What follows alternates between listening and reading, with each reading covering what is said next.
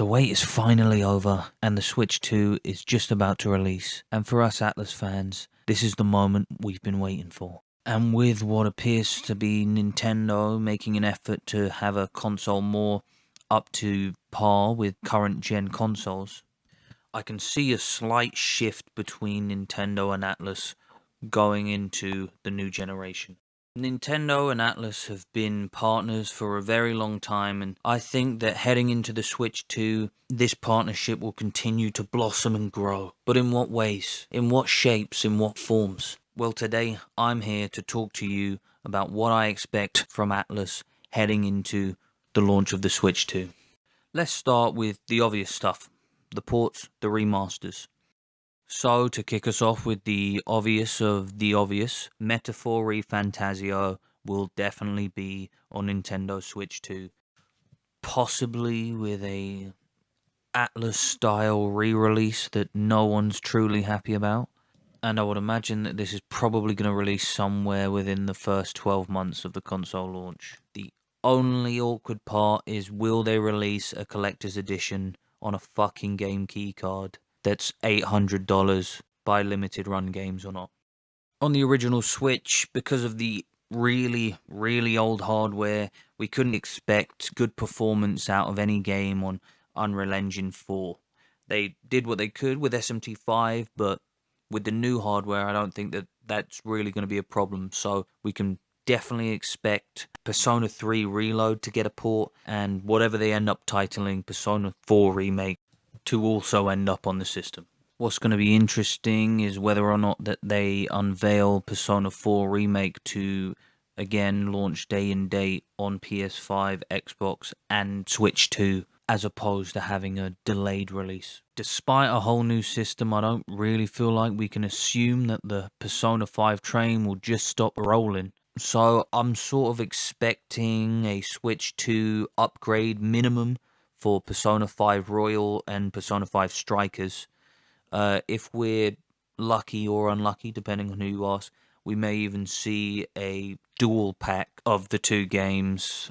Let's just hope they completely forget about Tactica and Dancing All Night. When it comes to SMT, we'll probably get upgrade editions for SMT5 and Vengeance. If we're really lucky, we might get at last an HD version of SMT4 and Apocalypse, but that's more of a pipe dream, to be honest. Just saying, Atlus, if you want to cash in on nostalgia, this is the move. Some of the other games I'm expecting to receive ports are the DDS duology. I'm pretty sure we can expect to see that after the Raido games get done with their remasters.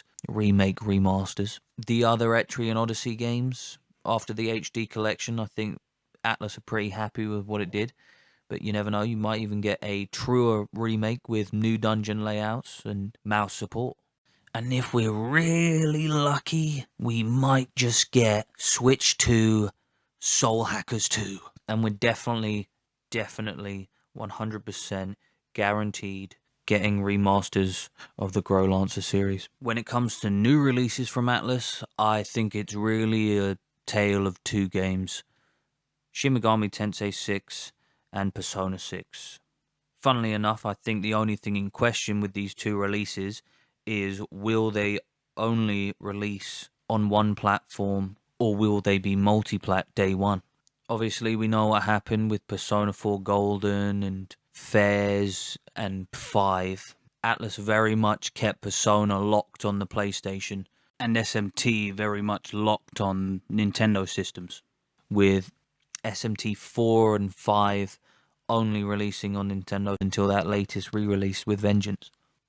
My gut tells me that Persona 6 will be multi-platform, but probably not on Switch 2 day one, and Shin Megami Tensei VI will be exclusive to Nintendo Switch 2, at least for a limited amount of time.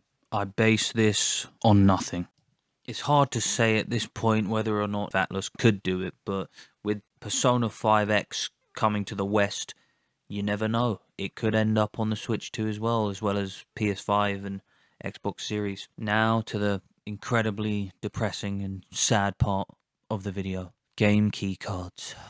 I know. I'm not sure if we can blame Atlus for this or if it's more of a Sega problem at large. I think looking at the launch lineup for Switch 2, you can probably assume it's a Sega problem. I mean, Yakuza 0, Puyo Puyo Tetris 2S, Sonic and Shadow Generations, and of course the Raido Remaster are all game keycards. And only one of those are Atlus. But as far as we can see, we're not to know if any Sega and Atlus game going forward is going to release on cart, no download required, or if it's just going to be a game key card. This is sort of more of a problem just for the physical collectors out there, but it's really a downer. Like many of you, I was really excited and looking forward to the release of Raido Remastered. I was so happy with what they had done with the game. All the updates, all the little tweaks and changes. I was ready to buy the collector's edition. Then we found out it was from limited run, so I was planning on buying the collector's edition and buying the game on release anyway, digitally. But then we got the price, which was $250, and then we found out that the release is a games keycard, which is just devastating to us physical collectors. And a lot of us in the Atlus sort of Mega 10 community are very big physical collectors of games and other memorabilia from our favorite franchises. So going into this grim game keycard future is kind of worrying. We can only hope that upon the release of what Atlus would consider a more substantial game than Raido, we're going to have to wait and see if they actually do get a proper physical release. But it's not really looking good. And now, just for fun, after that tragic section, here's a few of the more wilder predictions that we could potentially see on Switch 2. Tokyo Mirage Sessions 2.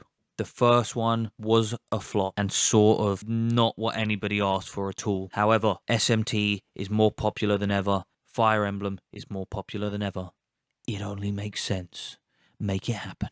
I would love some revitalizing of the more dormant Atlus IPs like your Devil Survivors. If we could get Devil Survivor 3, that'd be sick. Or Radiant Historia. I don't really know why that hasn't even been remastered already. Or maybe with the new mouse function, we could get remakes/remasters of the Trauma Center game. I think it'd just be a good utilization of the Switch 2's tech, and I think it'd be a relatively easy port to make happen for Atlus. So to wrap up, when it comes to Switch 2, I think we're guaranteed the Persona remakes. Hopefully we can maybe even get some of the earlier games in the franchise. That would be amazing. We can definitely expect Metaphor ReFantazio to show up probably within the next year or two. And hopefully when Persona 6 finally comes out, it will release on Switch 2 day one.